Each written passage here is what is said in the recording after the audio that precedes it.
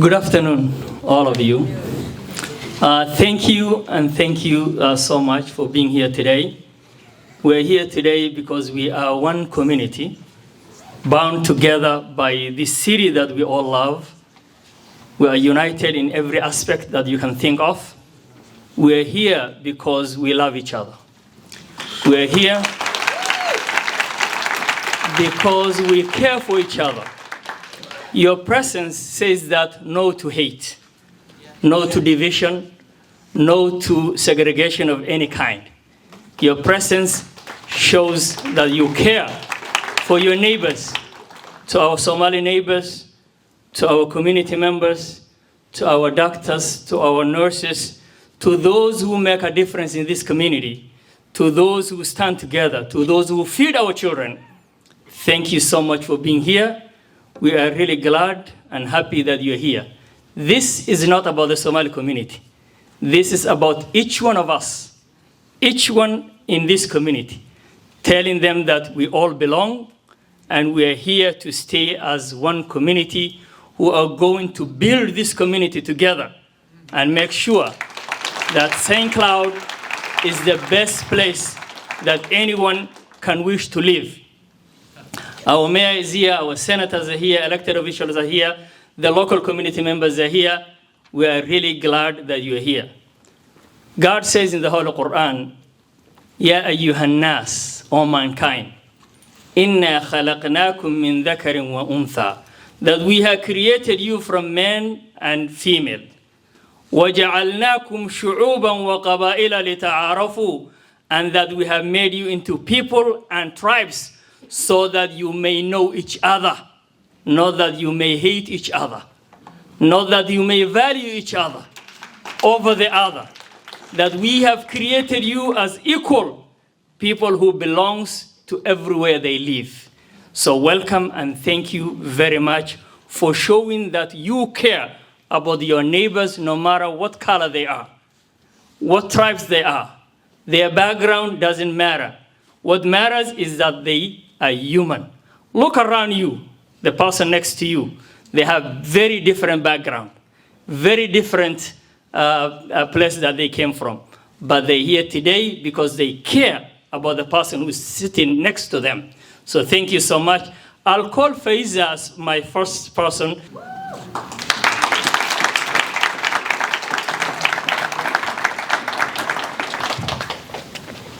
Thank you. I'm actually singing America the Beautiful. This song, it talks about brotherhood. It talks about the vibrancy of this country. And I love this nation, and I'm honored to sing this today. Oh, beautiful, for spacious skies, for amber waves of grain, for purple mountains, majesty above the fruited plain. America, America, God sheds His grace on me and crown thy good with brotherhood from sea to shining sea. Thank you.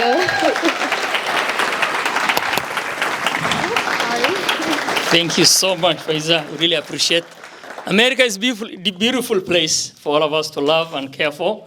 So thank you so much. My name again is Hassan Yusuf, and I want to take this opportunity to welcome our senator, Eric Putnam. He represents all of us, and he is to speak for all of us. So thank you so much. Welcome, Senator Eric Putnam, our elected official. Thank you for your presence. Thanks, my friend, and thanks everybody for being here. Just take a second and look around this room. There are a lot of people in here. A lot of people who care, a lot of people who showed up. As Hassan mentioned, your presence itself is a message, but so is how we present ourselves together. And to me, there is no space in Minnesota right now more American than this room right now.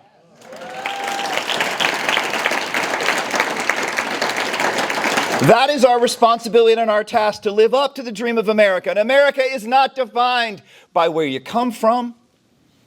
It's not defined by how much money you make or how you look.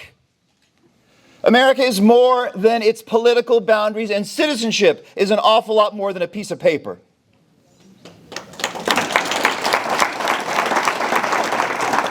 To be an American citizen is to come together with confident optimism, to know that differences cannot get in the way of better, and that differences are actually constitutive. They are part of why we are as strong as we are. Not something to get past, not something to look beyond, not something to move beyond, but they are who we are. We are our differences, and our differences are our strengths. We don't need to pretend that they don't exist. We can't move beyond difference. Difference is what makes us powerful. Difference is what is in this room. And difference is what makes us American. We come together as Americans not to be the same. Democracy doesn't get rid of difference, it just manages it a little bit. Supposed to manage it a little bit. And that's important because our government was founded not on getting rid of tension, but keeping it. Our government, our American project, is about tension, is about difference, is about us not getting along all the time. If we all agreed about everything, we wouldn't need to vote. But we do. We need to vote. We do.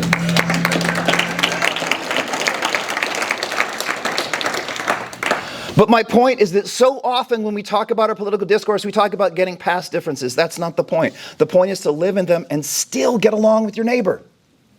That's the key. It's not to pretend we're all the same or to wrap yourself in a flag and say that everyone else has to wear the exact same flag as you do, because that's not how this works. Being an American is about that commitment to optimism, but it's an optimism that we know we can be confident in because we are going in the direction we are going together. That is the key to America, is that we've got each other's backs, that we see difficulty and conflict and challenges before us, and we know that we will rise up to them and we will solve them when we do so together.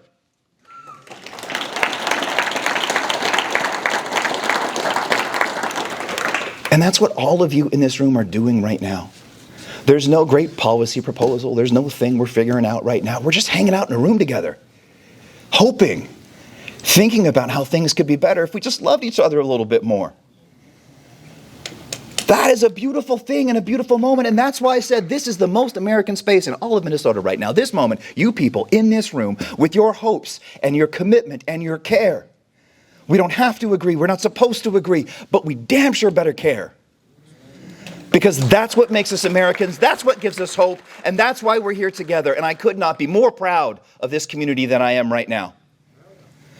You all should be incredibly proud of yourselves for being here, for caring, for standing up, and for knowing in your heart that we can be better with a little bit more love. That's what you're doing right here, right now.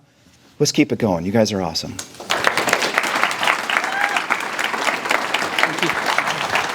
Thank you, Senator. We really appreciate your presence and your message of love and care for each other, and we should do that more often. Call Bob Johnson our newest commissioner. Thank you so much, and we're really glad that you all voted for him, and he can make a great difference in our community. And thank you so much. Welcome. Thank you very much. Thanks for the surprise. I'm here because I think we were designed and deigned to be a community, all of us. I said I'm here because I believe that we were designed and deigned to be a community, to be one people, with lots of differences, as our senator described. We have an opportunity here in the face of difficulty to really commit to one another and to, as Eric described, work together. The county government is pretty basic stuff. It's all essential to our lives. But we need to remember why we're doing it. We're doing it for us, for our children, for our grandchildren.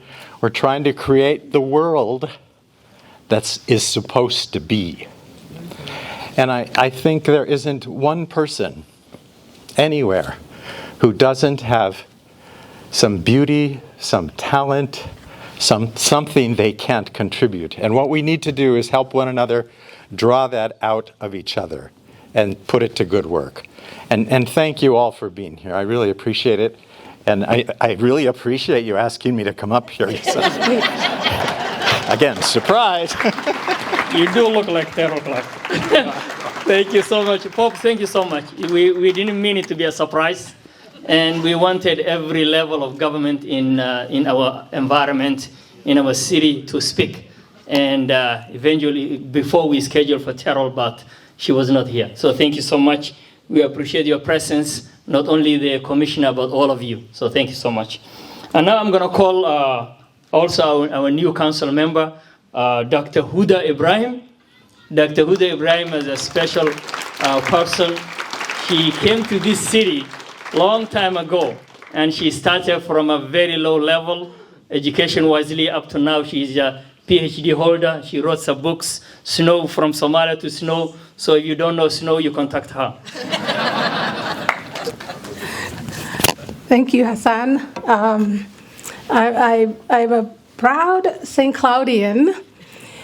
And as my family would say, Huda, you went to the College of St. Benedict, you went to the University of Notre Dame, and now you just graduated from St. Mary's of University of Minnesota. The Catholics couldn't convert you. So if you are afraid of us, our parents are also afraid of you, just so you know. I read a book, and that book, I'm a good reader, so I read a book, and that book is called Power, Privilege, and Differences.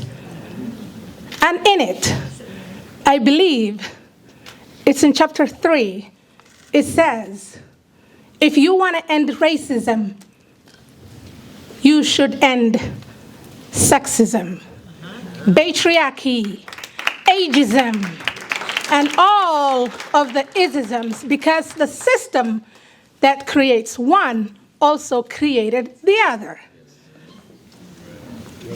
You got it? I stand before you today to express my strong opposition to any action that singles out refugees, immigrants, the LGBTQ plus community, people with disabilities, and all of you. Any group within our community, and such actions contradicts our core values and divert our attention from the essential work of strengthening our community here in St. Cloud, in central Minnesota, and also Minnesota in general. We cannot afford to waste time on measures that divides us. Instead, let us focus on building trust and advancing our community or our city together. Minnesota deserves real solutions that enhance Minnesotans their quality of life. And we need leaders that unites us rather than rhetorics that targets or blames an entire communities. I remember when the Latinos or the Hispanic community were targeted, some of us Somalis were afraid to speak up. We were hiding in our homes. Not anymore. St. Cloud has always been a beacon of hope, welcoming those who seek to work and build a better life here in St. Cloud. This spirit of inclusivity is what makes our community, the St. Cloud community, resilient and strong. It is our responsibility to ensure that every resident has the opportunity to succeed, which means investing in our public safety, infrastructure, our health care, getting more jobs into St. Cloud, and also stability for every family who calls St. Cloud or central Minnesota home. I pledge to stand with those who believe in fairness and shared responsibility. I stand with those who envision a community where our neighbors uplift one another and move forward together as one community. That's how we grow and how we remain true to our identity. Thank you, St. Cloud, and I love you all.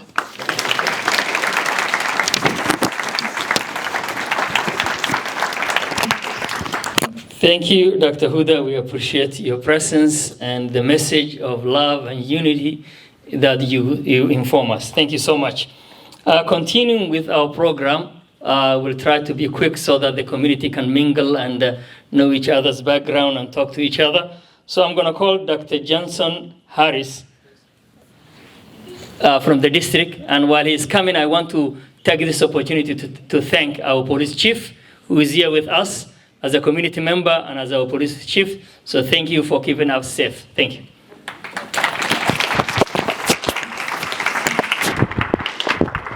Good afternoon. I'm Dr. Harris, the Assistant Superintendent of Secondary Education. First, thank you for having us here from a school system. Superintendent couldn't make it. She apologizes. She sent our team.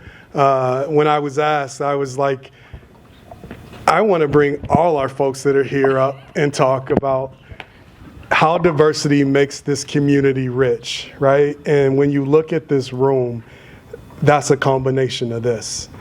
And specifically, we service our Somali students and families. And one of the things about that is we're here to support our students and our families specifically. And one of the ways is creating that sense of belonging. Not only belonging, but how do we help our students and our families thrive within our community? And so I wanted to bring the folks here, and I'll let them introduce themselves quickly so you know it's not just the superintendent, it's the school board and our folks here and our stakeholders. So I'll start here from the chair and let you just... Hi, thank you for joining us. My name is Shannon Haas, and I'm on the school board. Hi, I'm Natalie Copeland. I'm also on the school board, and I just want to say that when our president made disparaging remarks about my neighbors and about the students that my kids go to school with at Apollo, at North, at all our schools, I take that personally. Because you know what's personal to me is each and every one of you in this room. What's personal to me is our students. And raise your hand if you're willing to help the 1 in 10 students that are homeless in this community. Raise your hand if you're willing to help the 70% of our students that are food insecure. That's right. This is who we are as St. Cloud. So I welcome you here today, and I welcome anyone to come to our community and see how beautiful it really is. My kids go to school with the world, and that is the reason they're going to be more prepared than I was when they graduate. So thank you for being here today.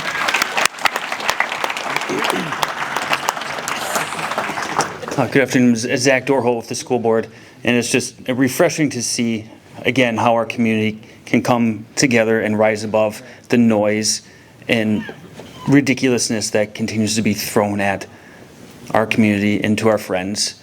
We're above that. We are better than that, and this is proof here. And thank you for coming here to support everyone, and I'm glad we have an amazing school district that does prioritize belonging.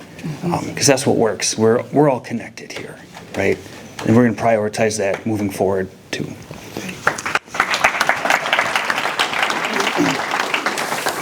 Thank you. My name is Abdi. I'm equity supervisor for the school district.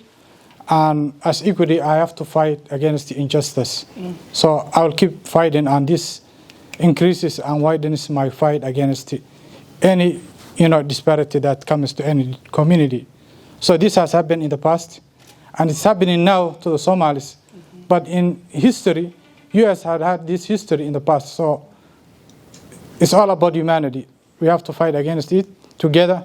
And I thank everyone who came here today to support Somali community and other immigrants who are also feeling the same feeling Somalis are feeling right now. Thanks.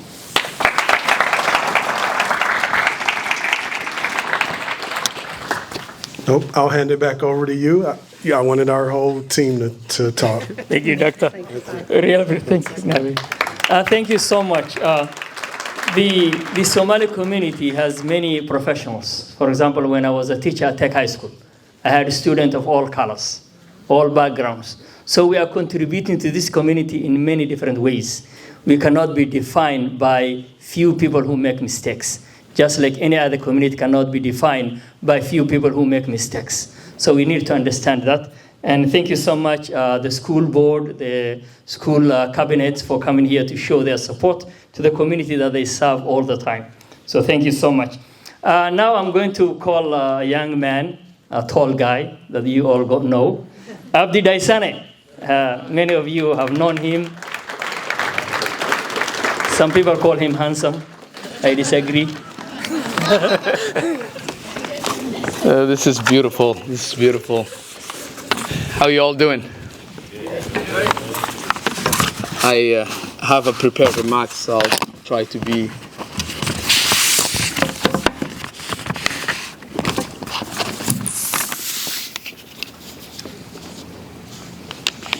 I didn't want it to get emotions and speak all day, so I prepared my remarks. I hope you go with me.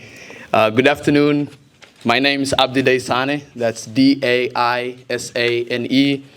I stand here today as a proud Somali American, as a father, an employer, and as someone, a candidate who has stepped forward to serve this community in the Minnesota House. We gather here today because our community is under attack. Not only Somali Minnesotans, but the very idea of who belongs in this country.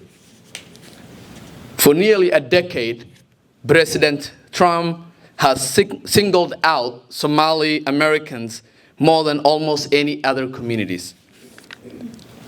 From his 2016 campaign to now, he has used our community as a political target again and again, at the rallies, in the television, and on social media. He has questioned our loyalty to Americans. He has encouraged crowds to chant, "Send her back," about a Somali American member of United States Congress. In recent weeks, he has escalated that rhetoric to the next level, calling our community garbage, spreading baseless claims of terrorism link, and threatening that Somalis should be deported back to where they came from. In his words, he does not want us here. But these are more than words. His administration have acted on them. They banned Somali refugees, cutting arrivals by more than 90%, shutting the doors on families fleeing war, famine, and political violence. Just this week, ICE deployed hundreds of agents, many in unmarked vehicles, across the Twin Cities and greater Minnesota, creating fear in Somali Americans' neighborhoods and traumatizing families who have committed no crimes.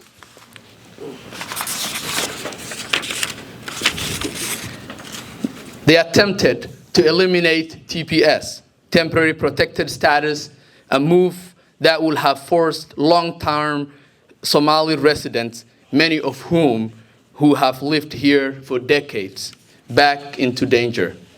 They directed federal agencies to treat Somali Americans as security threats, embedding suspicion into a system that should protect, not profile. And they promoted a narrative that paints an entire community as criminals, despite no evidence, violating the basic American principle of individual responsibility. These were deliberate political choices, choices meant to divide Minnesotans and turn us against one another. Minnesotans know something simple and true. If you harm one neighbor, you put every neighbor at risk. If you dehumanize one group of community, you fracture the whole community. And if you attack Somali Minnesotans, you're attacking all Minnesotans, period. Let me be clear. We are not guests here. We are not passing through. And most importantly, we are not on trial. We are workers, parents, students, business owners, nurses, teachers, and neighbors. We contribute, we belong, and we are not going anywhere. Let me say that again. We contribute, we belong, and we are not going anywhere. Now, I want to end with a quote from Thomas Jefferson. I know, quoting the Founding Fathers is risky these days. But they didn't have Twitter, right? They didn't have Somali neighbors, and they definitely did not have to deal with the kind of politics we are dealing today. But somehow, Jefferson still got one thing exactly right. The price of freedom is eternal vigilance, he said. And here we are, generations later, proving him right. Because protecting democracy takes vigilance. Protecting truth takes vigilance. And protecting one another as a community from fear, division, scapegoating takes vigilance. Today, we are honoring that American ideal, the best we know possible, by showing up, standing together, and refusing to let anyone define who belongs in America. Thank you.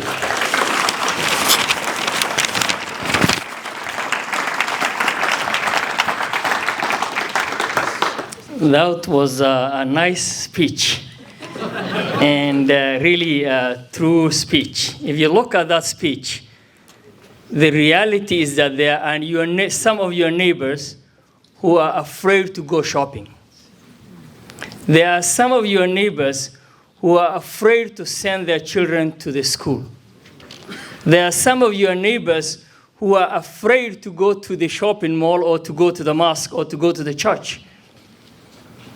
And that are your neighbors. What are you doing about it?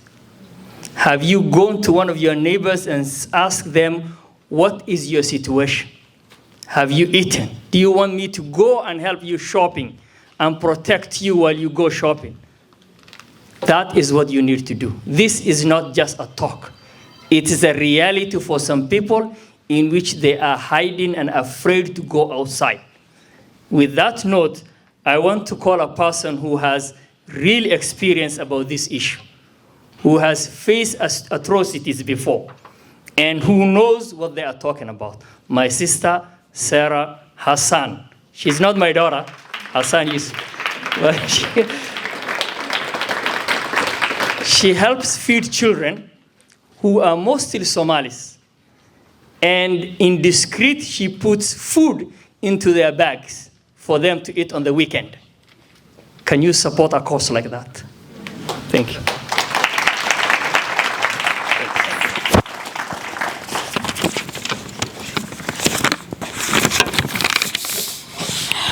Let me tell you a brief American story. The story is of my grandparents, who, like several generations before them, were living in a good, safe life in the old country. Before the war, my grandfather had a wife and 2 small children, and a secure job, a nice house. On weekends, they would gather with his large extended family of his loving parents, 5 brothers, 2 sisters, in-laws, nephews, nieces, and cousins. When the war started, things happened so quickly. There wasn't time to leave. They weren't even sure who the target was until the soldiers came up and removed them from their home. For the following years, my grandfather would witness his wife and young children, his sisters and brothers, his loving parents, starved, beaten, brutally murdered, right in front of him. My grandmother was going through the same thing, beaten and starved. Her family murdered. On the day that she was rescued by American soldiers, she weighed 86 pounds and could barely stand up. 86 pounds. That's about how much my 8-year-old weighs. She was an adult in her late 20s. My grandmother and grandfather would later meet in an American Red Cross refugee camp where they married and had a son, my father. Seeking safety and opportunity, they were thrilled to come to the United States as refugees. Here in the U.S., the three of them settled into a small room rented in a tenement building. They shared a single bathroom and a kitchen that was in the hallway with many other families. And my grandfather found work at the meatpacking facility where he worked 16 to 19 hours each day. Eventually, he worked his way up. And many years later, when I was a young child, he owned that meatpacking facility. When I was a child, my grandfather told me that one of the happiest days of his life was the day that he made enough money to pay taxes.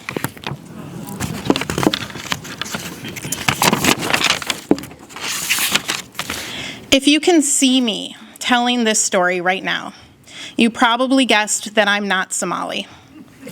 Indeed, I'm not. I'm a Jewish American. But my American story echoes that of my Somali brothers and sisters and many Americans who came here one day to pay taxes too. My grandparents and father loved this country with all their being, but it didn't always treat them well. And they were aware that America is still a work in progress. My grandmother told me about how she would walk down the street and be yelled at in New York when she was just going to the grocery store by random people she didn't know to go back to where she came from. On the bus, a woman once spit on her and my father, just a young child.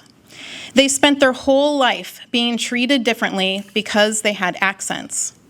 When I was a child, my grandparents, parents, Jewish teachers, camp counselors used to tell me that when I'm outside of Jewish spaces, I should be on my best behavior. That when I'm out in public, if I like it or not, I represent not just myself, but my entire Jewish community.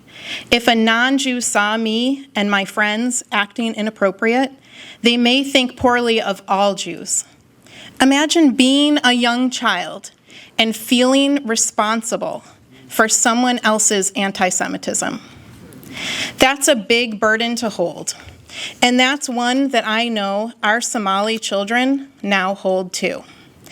It's unfair, but it persists. Nearly all marginalized minorities know this, especially new Americans. We must stop painting people with broad brushes.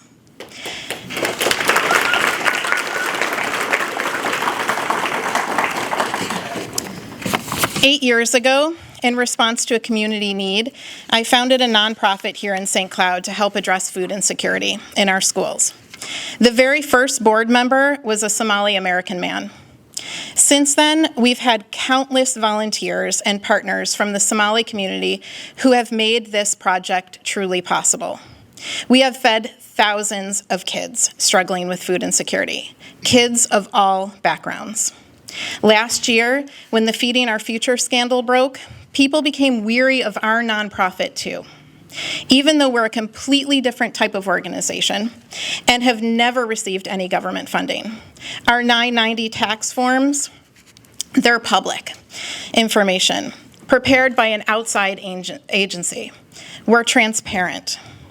We are volunteer-run, and no one person profits from feeding area children together. Still, one of our board members approached me and suggested he step down from the board. As a Somali man, he was afraid that people would lose trust in our organization because their own prejudices of Somali Americans. I refused his resignation and asked him to stay and show our community that those fraudsters are not representative of Somali Americans.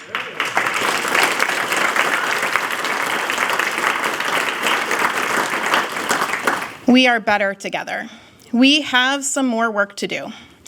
To create a society in which people are free to work hard, succeed, pay taxes, care for others, and live without the burden of bigotry and hate. Our Somali neighbors deserve this just as we do. Thank you.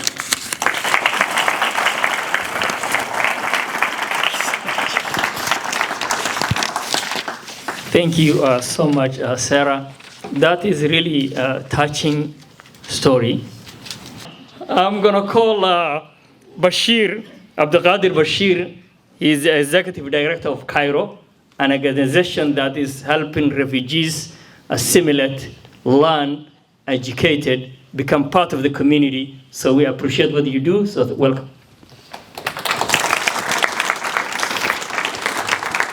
Assalamu alaikum. Good evening. Thank you so much to everyone, in particular to the people that has volunteered to put this together, to organize our beloved communities. Thank you so much. Thank you to our media, all of you that are here to cover this. I will start by saying we're not here tonight because we are afraid. We're here because we refuse to be silent. We're not here to prove our humanity. We're here to protect our dignity. And most importantly, we're not here because we are weak.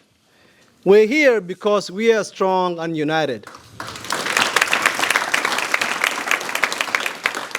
To our President Donald Trump and those that are listening in Washington, D.C., your words do not define us.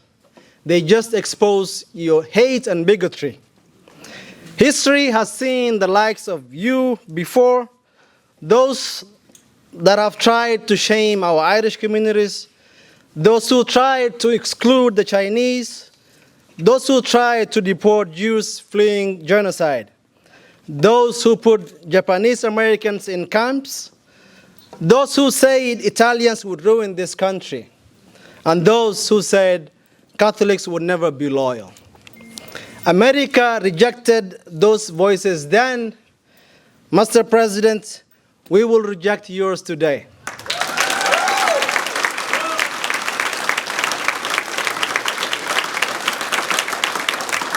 What keeps you and your base up at night, Mr. Trump, is not our presence. It is our progress as a community. In less than 30 years, in one generation, we have a lioness in the Congress, Ilhan Omar.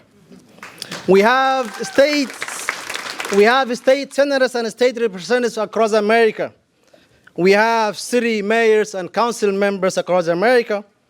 We have school board members, CEOs, and founders. And yes, we have nationally recognized community advocates. Communities take a century to build that legacy. It took us a generation. That's why you are after us. Your fear, Mr. Trump, is not of us failing. It is of us succeeding. Your problem is not that we are newcomers. It is that we are leaders of this country. To those who question our Americanness, I will tell you we are as American as anyone who ever thought and believed in the idea of America. We know the Constitution. We respect the law. We serve this nation. We pay our taxes, and yes, we vote our values. We are part and parcel of the people in the Constitution, Mr. President. We are Americans by right. We are Minnesotans by choice.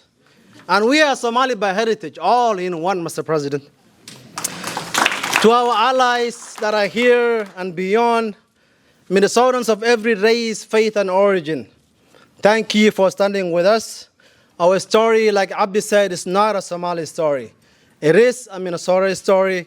It is an American story. And when one of us is attacked, all of us rise. Together, here is our message to your hate, Mr. President. You cannot defeat people who have already survived wars. We will outlast your trash talk.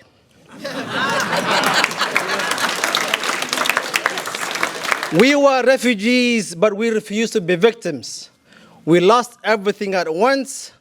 We will not lose ourselves again. We know who we are, people of resilience, people of faith, people of hope. To the Somali children, youth, and communities, raise your heads high, my friends. Look hatred in the eye and answer with excellence, with leadership, with achievement like you do. We are Somali Americans, unshakable, unbreakable. Our existence is our resistance. Our success is our response, and our unity is our power. We are going nowhere. Thank you. Thank you again, everyone, to all of you for the love that you show, for the solidarity, for standing tall with this community. It takes all of us. It takes all of us to show up against bigotry and hatred. Thank you for standing on the right side of history. Go St. Cloud. Thank you.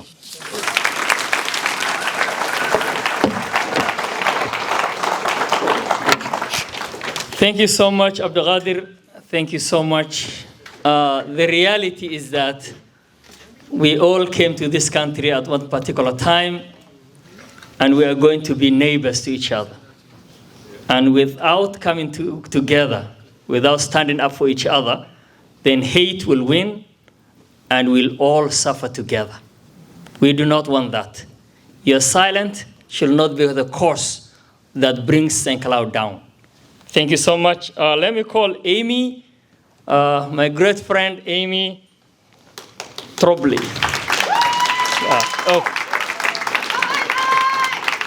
Amy has worked in the community for a long time.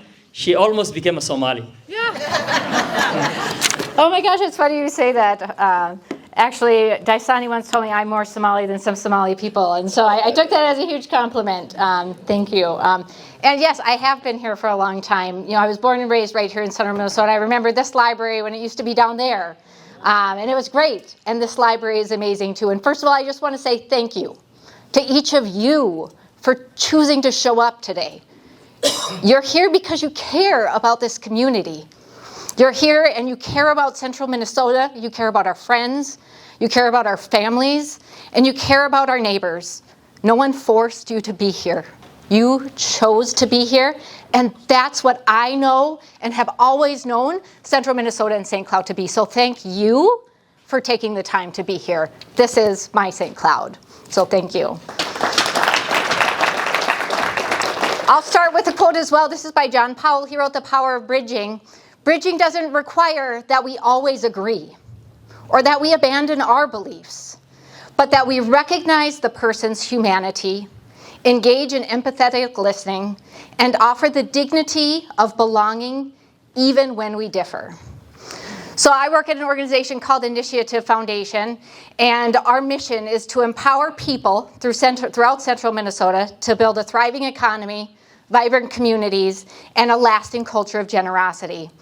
And we know that our Somali and New American neighbors as kind, hardworking, resilient, and joyful, and one that's committed to the same things that all of us as Americans want: healthy families, good jobs, safety, neighborhoods, and real opportunities for the next generation.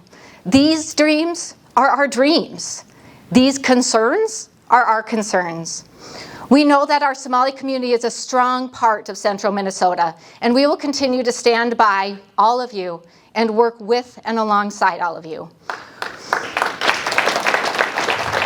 We will keep delivering the supports, the resources, the partnerships that we've provided for years in this community through our small businesses, our nonprofits, and our shared community work. In fact, my boss, Brian Verding, President and CEO, right now is having conversations to try and secure resources for this specific community on this specific issue. So he apologizes for not being here, but he's not here because he's working for you about why we are here.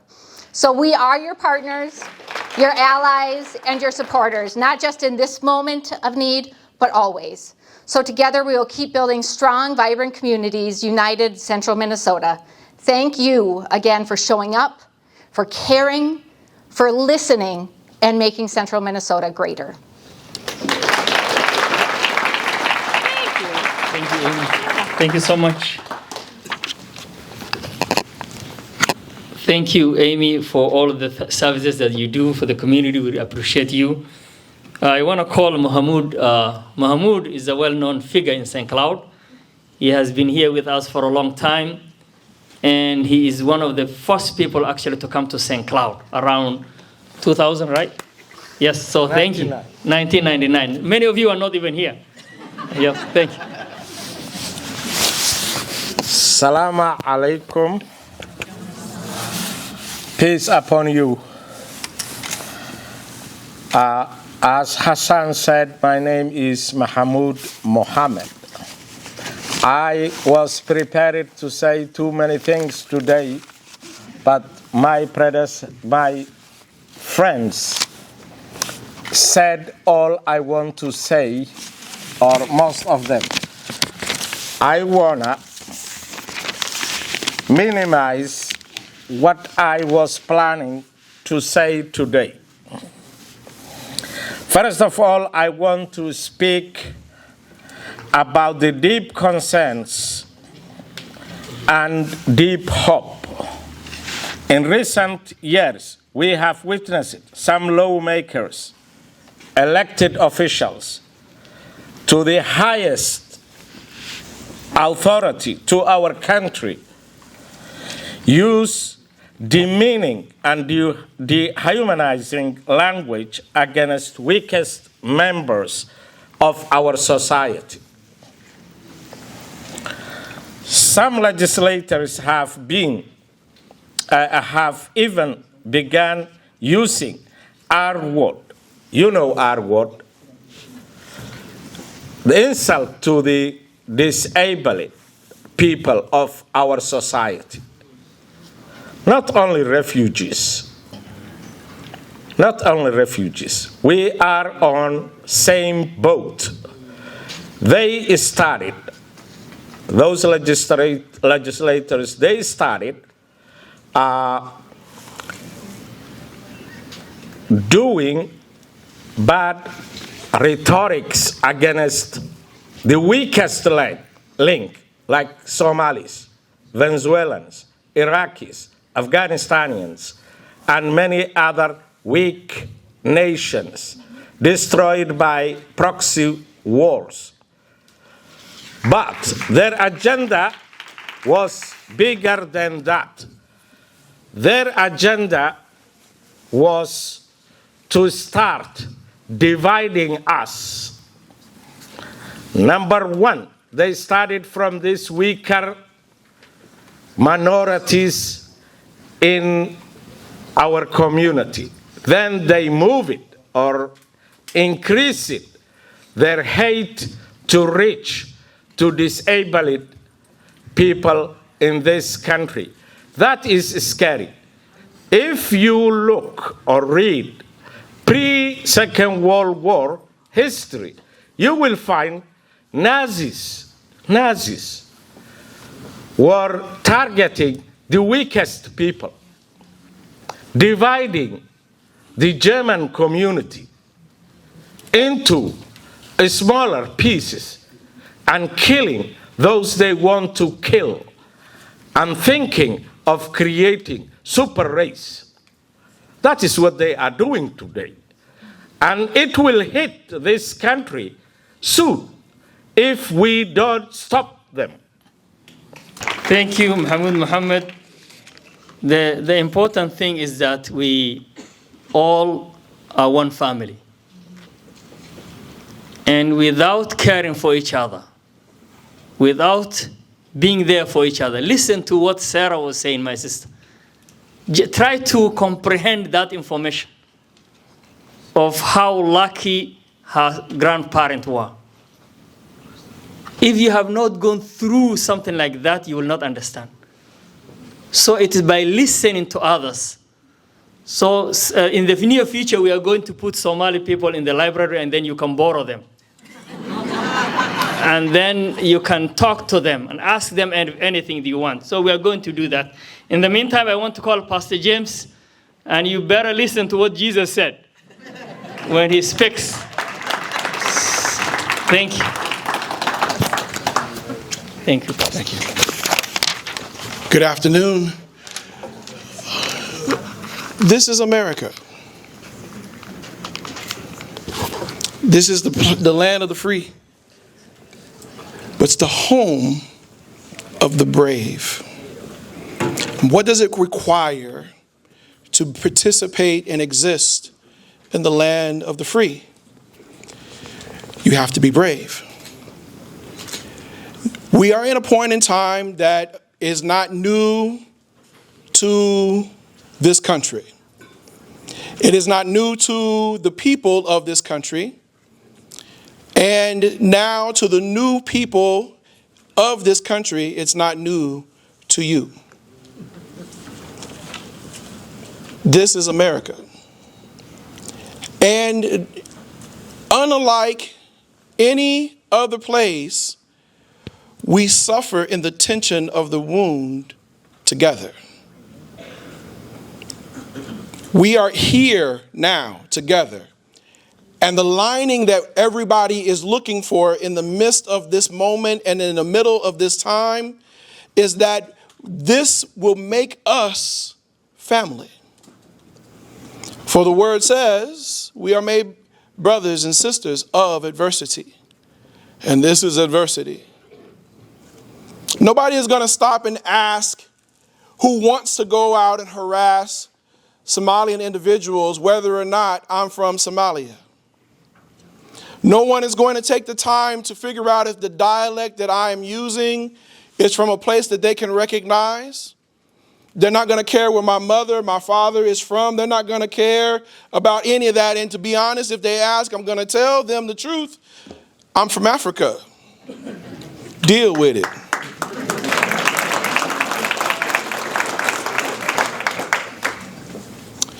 I wish I could tell you that it's going to get better from here. To my Somalian brothers and sisters, to my Hispanic brothers and sisters, it's not. Not yet. Back in the 60s and the 50s, harassment was at its height. And it was at its height not because of a color, but more so of an economic situation where it seemed as if one group that believed themselves to have been established was losing out to those who were new on the scene. That is no different than what it is now. What you must do in this moment in time is not lose your identity. Do not lose where you have come from and why you came from there. Now is not the time to question whether or not you should give up what you are. Now is the time to stand up for what you are.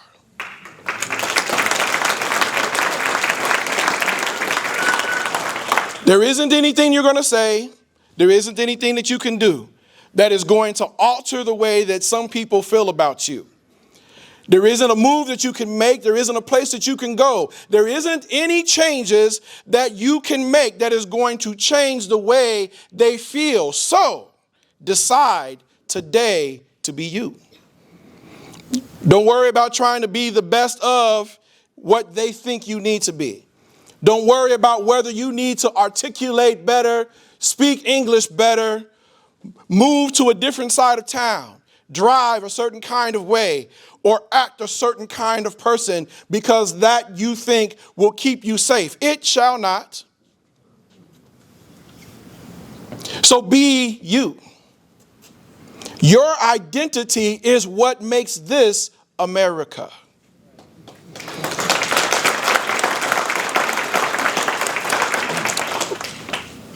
I've been black all my life. Doesn't mean I didn't question it at times.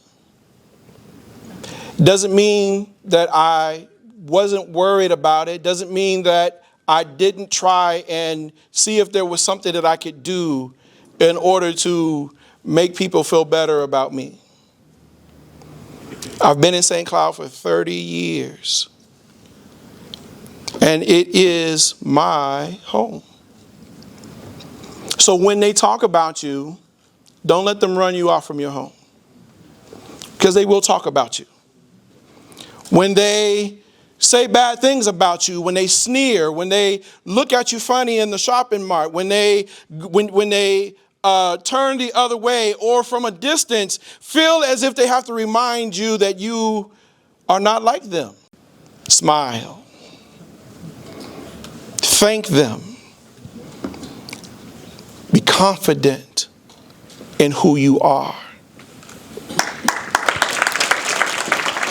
We find ourselves at a place in a position where we can prove a couple of things out right now. Okay? I love St. Cloud because of several things, but I'm going to tell you one. We are big enough to make a difference, and we're small enough to make it happen.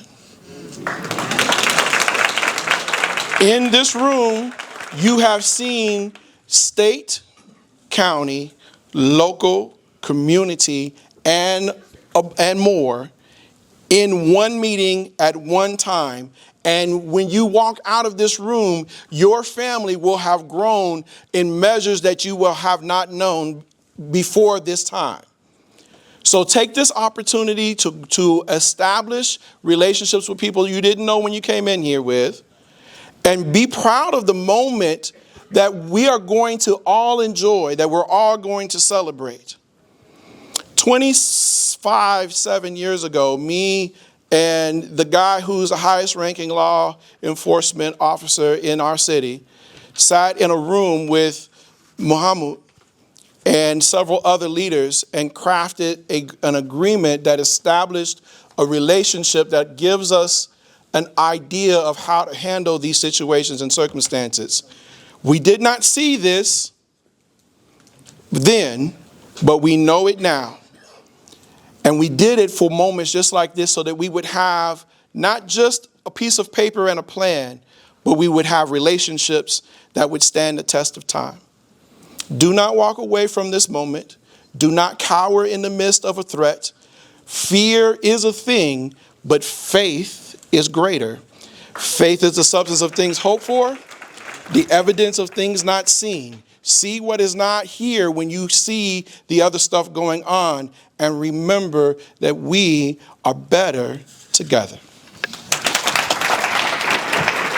Thank you so much. Our mayor is going to speak last, so please wait for the mayor. Otherwise, your taxes will be raised. But just 1 minute. But we have two speakers who will be very short. I will say very few things. Faria is a social worker. She is also Somali. And we know she is not a garbage. So, Faria, welcome. Thank you. Wow, there's so many people. Good evening. My name is Faria Eman. I am a social worker and a behavioral health professional. I've lived in Minnesota for more than half of my life, and all those years have been in St. Cloud. St. Cloud is my home. It's where my husband and I are raising 3 of our beautiful children. It's the community that has shaped who I am today. Thank you for giving me this moment to share something that has been weighing heavily on us. Over the past few weeks, many of us in the Somali community have felt a painful and overwhelming wave of negative rhetoric in the media. It has been exhausting to see our community constantly targeted, judged, and misrepresented, especially when some of the rhetoric is coming directly from national leaders. For many of us, hearing our community spoken about with such hostility again and again is not just frustrating, it takes a real toll on our mental health. As a Somali Minnesotan, I have watched friends, parents, young people struggle with anxiety and fear and uncertainty because of this constant bombardment of negative stories. It is draining to feel like you always have to defend who you are. It's painful to wonder how your neighbors see you because of what they heard on the news. And it's heartbreaking to watch our youth question their place in the state that we've been part of for decades, all because of narrative that does not reflect our truth. Minnesota is home to one of the largest Somali community in the nation. We are parents raising our children with hope, students working towards their dreams, small business owners building opportunities, and community members contributing to every single day. We are educators, healthcare workers, drivers, volunteers, and people who care deeply about the communities we live in. But instead of highlighting our contribution, too much of the recent media coverage chooses negativity. It focuses on the worst, ignores the best, and leaves out the humanity in between. With harmful rhetoric, it is repeated over and over again, especially from national leaders. It doesn't just shape public opinion, it shapes how safe we feel and how confident we are in our identity and how hopeful we remain about our future. Tonight, I want to say something clearly. Somalis are not caricatures or headlines being pushed out. We are resilient, we are hardworking, we are proud. Our stories is one of perseverance, rebuilding, and contributing with strength and dignity. Our existence is not a threat, it is a blessing to Minnesota.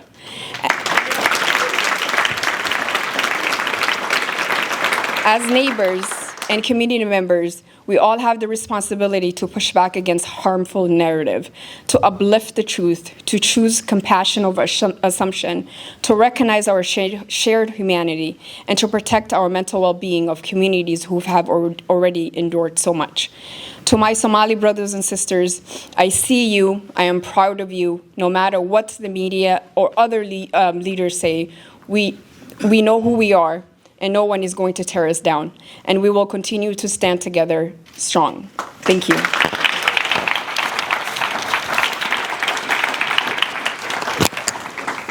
Thank you so much.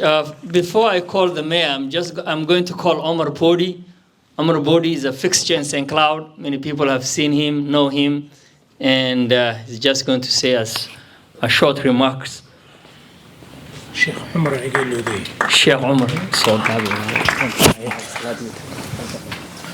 Assalamu alaikum rahmatullah. Good afternoon. We are not only going to say what we wanted, but also we want to say what we feel about. We call and bring all these people together today to show our emotion. We are under attack. Donald Trump attacked us. My friend Hassan says, please don't take your all words this afternoon, but I want to tell you that I'm here today to deny what President Donald Trump says about my community. He said, you are garbage. We want you to stand with us today in order to stand with you tomorrow. Thank you so much and have a great afternoon. Thank you, Omar. Thank you so much, Omar. Finally, we are going to call our mayor to say a few words, and then we are going to do a press conference so that we can put this one in the media. So welcome, Mayor Jacob.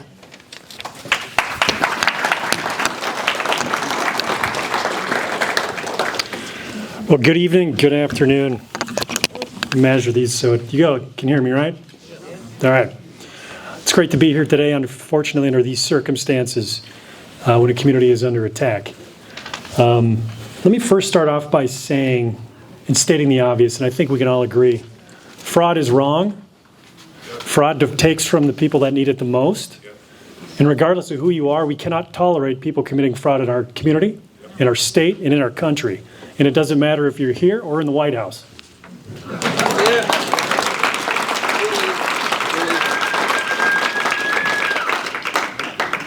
I'm always reluctant to speak on any national issues, regardless of whatever it is, because I try to stay focused on local things. But I think when we're looking at individual attacks on communities, it's important. It's important to defend people. It's important to ensure that people feel safe in our community, are welcome in our community, and participate in our community, as well as contribute to our community. And that's what so many of my Somali friends here do. And so it's great to see so many elected officials. It's great to see all of you here today. Today we stand with our Somali American neighbors, not in fear, but in unity. In an age when divisive rhetoric can often target and misrepresent an entire community, St. Cloud chooses another path. Truthfulness, dignity, and mutual support amongst ourselves. Somali Minnesotans do not pose any threats to Minnesota. Rather, they play an essential part of making us what and who we are. From business owners, teachers, physicians, to civic leaders. These individuals care deeply about our city. Whoever attempts to distort this reality should hear this statement clearly.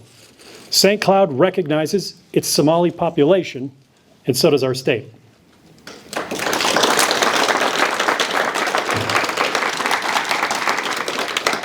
As your mayor and as one of your neighbors, I wish to reaffirm our commitments today. Hate has no place here. Let me repeat that. And this is true towards anyone in our community. It doesn't matter who you are, where you came from. White, black, Somali. You could come from Mars, although that'd probably be a little more questionable. Warmer. Probably is warmer.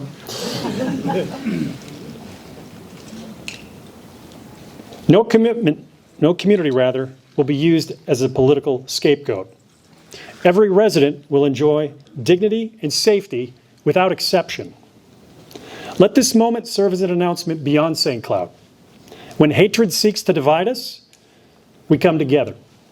When fear threatens one community, all communities rise up as one to speak up.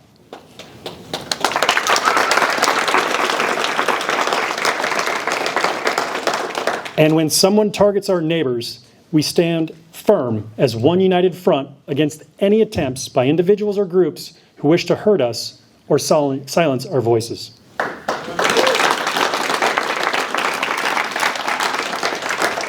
Thank you, and may St. Cloud continue its path forward with courage and compassion, united as one.